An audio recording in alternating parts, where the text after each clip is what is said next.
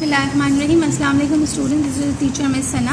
अब last lecture में हमने जो है वो atomic mass, empirical formula, molecular empirical formula के relationship, molecular mass, formula mass, molar mass और मोल एवोगाड्रोस नंबर को समझ लिया है। अब हम देखते हैं कि मास का और मोल का जो इंटर कन्वर्जन है वो क्या होता है। मैंने आपको बताया कि नंबर ऑफ मोल्स क्या होते हैं, मास इन ग्राम,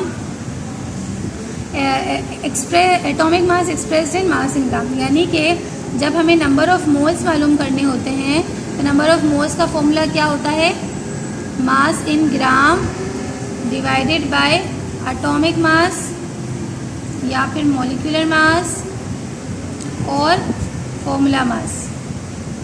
ठीक है, तो अगर आपको किसी भी कंपाउंड का नंबर ऑफ मोल्स मालूम करने हैं तो आपको जो है वो क्वेश्चन में मास इन ग्राम गिवन होगा, और एटॉमिक मास, मॉलिक्यूलर मास या फॉर्मूला मास, एटॉमिक मास तो आपको जो है वो कहाँ से मिल जाएगा, पीरियोडिक टेबल से मिल जाएगा। तो मेंशन होता है वैसे तो ये, और कुछ ऐसे होंगे जो आपको याद, जैसे हाइड्रोजन का 1 होता है, कार्बन 12 होता है, ऑक्सीजन 16 होता है, ये आपको याद हो जाएंगे। फिर मॉलिक्यूलर मास आपको निकालना ईजी होगा क्योंकि एटॉमिक मास गिवन होगा, तो आप मॉलिक्यूलर मास आराम से निकाल सकते हैं प्लस करके, और फॉर्मूला मास भी इसी तरीके से निकाल सकते हैं। लाइक फॉर एग्जांपल यहाँ पर अभी हमारे पास एक क्वेश्चन है, calculate the number of moles in 50 gram of each का मतलब है कि सोडियम में भी और वाटर में भी जो नंबर ऑफ मोल्स है वो हमें कैलकुलेट करने हैं, जबकि दोनों का जो मास इन ग्राम है गिवन है वो कितना है, 50 ग्राम। तो सबसे पहले हम सोडियम का करते हैं। ठीक है, सोडियम का हमारे पास मास इन ग्राम गिवन है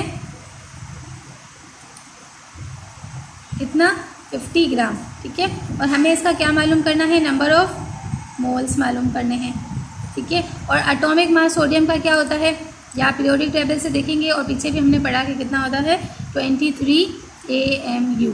तो आप इसको इस फॉर्मूले में पुट कर दो, number of moles is equal to mass in gram कितना है, 50, और आपके पास ये कितना आ गया, 23 AMU। अब आप ये लिखें नहीं लिखें कोई फ़र्क नहीं पड़ता। ठीक है, जब आप इसको कैलकुलेट करोगे तो आएगा 2.173, और इसका यूनिट क्या होगा, नंबर ऑफ मोल्स का यूनिट होता है मोल्स। ठीक है, तो ये आपके पास आंसर है। इसी तरह बी अगर मैं करूँ तो मेरे पास क्या है, वाटर है। अब वाटर का मास इन ग्राम तो मेरे पास वही गिवन है जो सोडियम का गिवन था, कितना, 50 ग्राम।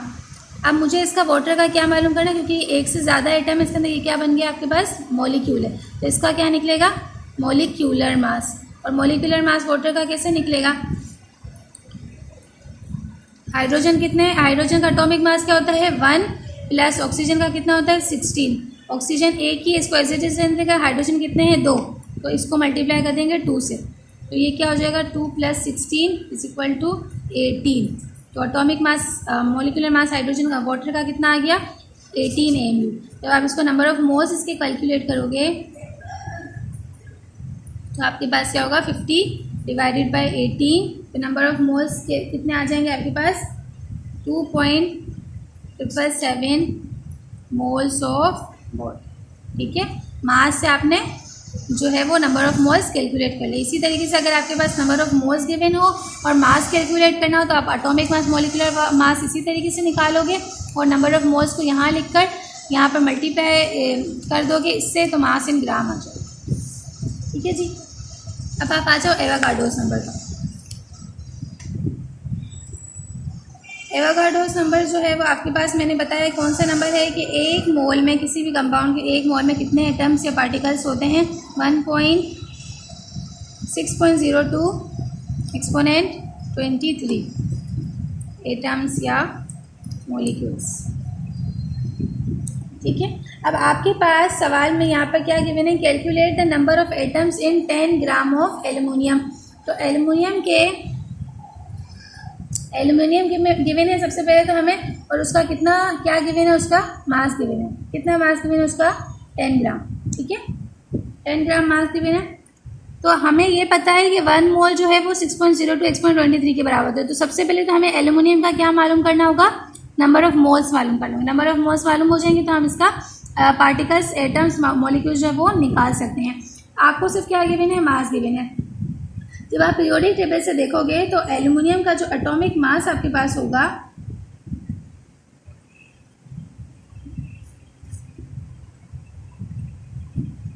वो होगा 27 ग्राम या 27 AMU।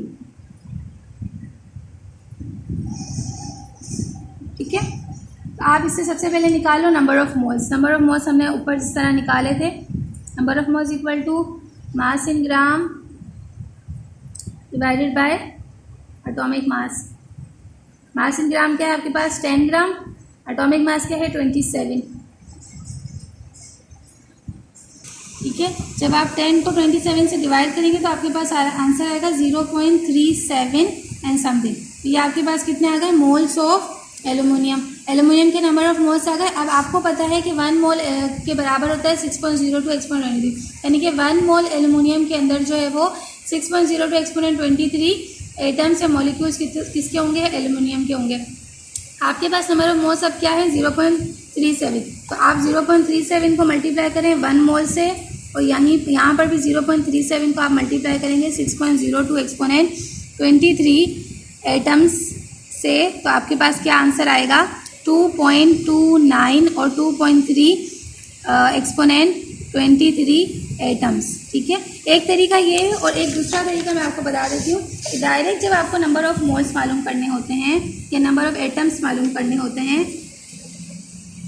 तो इसका फॉर्मूला आपके पास ये है कि number of atoms is equal to Avogadro's number, ये एवोगाड्रोस नंबर का सिंबल है, multiply by mass of substance in gram divided by atomic mass या मॉलिक्यूलर मास अगर मॉलिक्यूल है तो।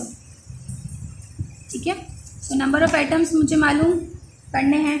एवोगाड्रोस नंबर मेरे पास क्या है 6.02, इसकी फिक्स वैल्यू है 6.02 exponent 23 multiply by mass of substance. मेरे पास एल्यूमिनियम का मास यहाँ पर कितना गिवन था 10 ग्राम, तो मैंने 10 लिखा यहाँ पर।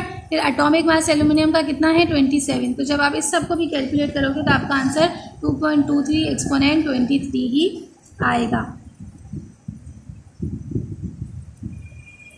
That's it. यहाँ तक आई होप कि न्यूमेरिकल समझ में आ गए। अब भी आपको अगर न्यूमेरिकल्स में कोई प्रॉब्लम हो या कोई एग्जांपल आप बुक में देखें और आपको समझ में नहीं आए तो आप मुझसे पूछ सकते हैं। टिल देन आप इसकी प्रैक्टिस करें इस न्यूमेरिकल्स की, और इसके बाद जो है मैं आपको बैलेंस इक्वेशन को एक्सप्लेन करती हूँ।